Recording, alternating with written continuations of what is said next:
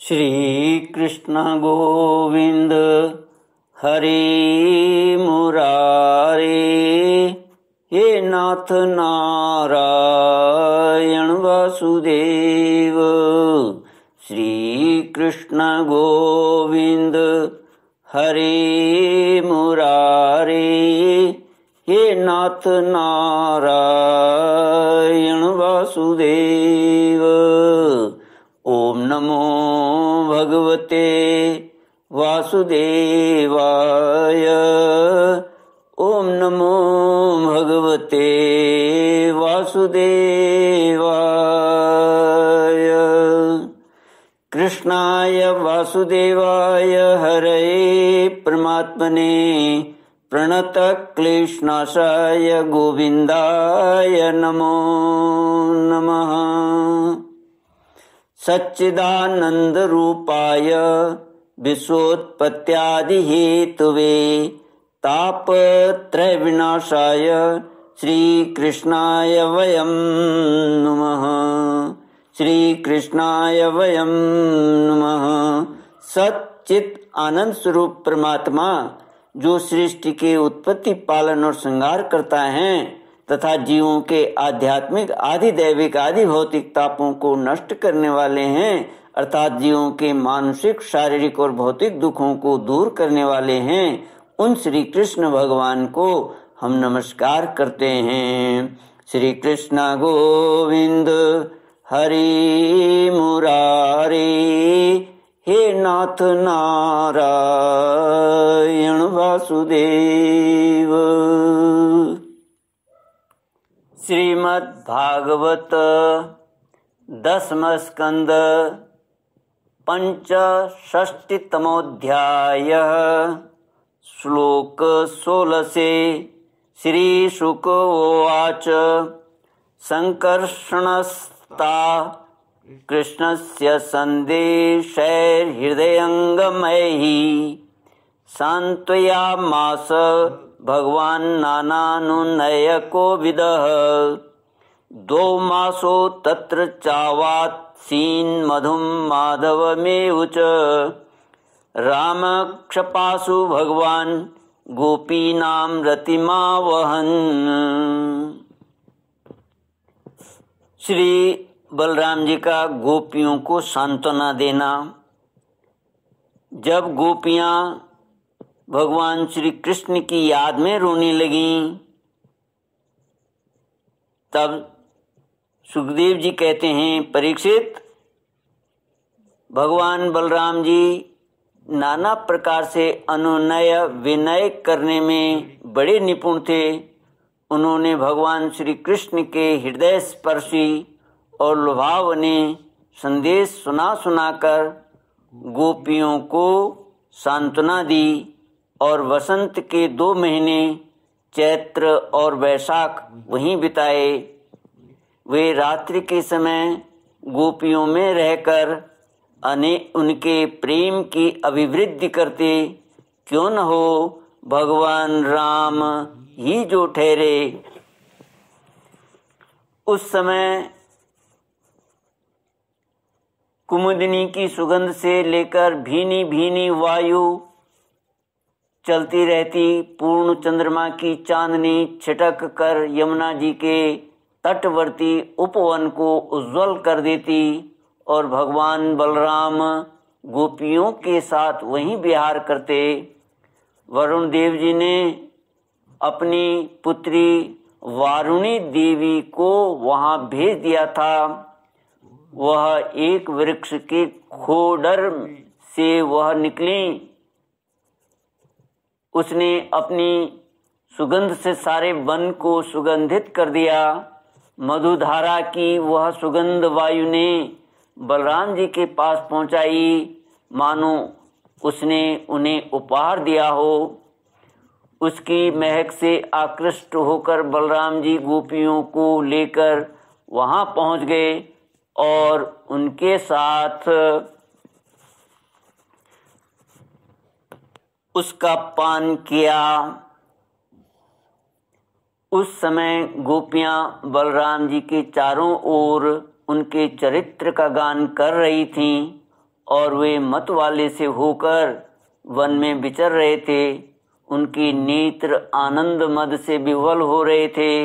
गले में पुष्पों की हार शोभा पा रहा था।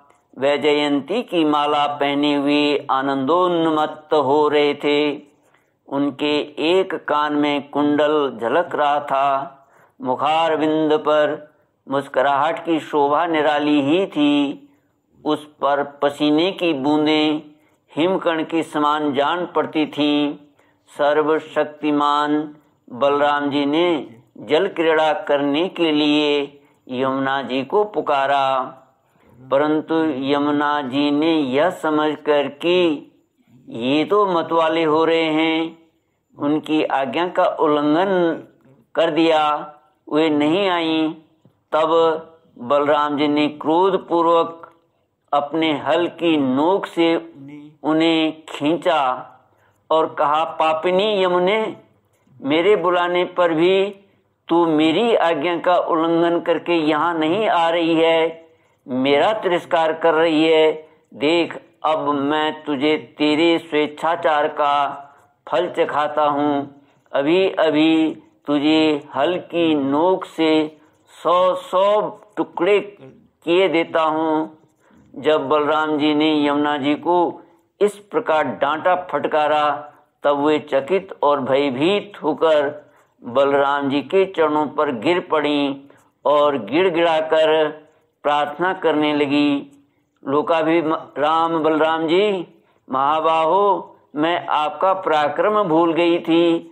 जगतपते, अब मैं जान गई कि आपके अंश मात्र शेष जी इस सारे जगत को धारण करते हैं। भगवान, आप परम ऐश्वर्यशाली हैं।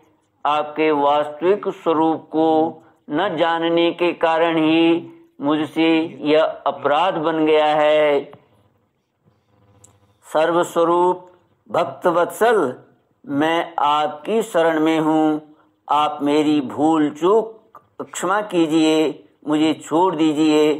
अब यमुना जी की प्रार्थना स्वीकार करके भगवान बलराम जी ने उन्हें क्षमा कर दिया और फिर जैसे गजराज हथिनियों के साथ क्रीड़ा करता है, वैसे ही वे गोपियों के साथ जल क्रीड़ा करने लगे।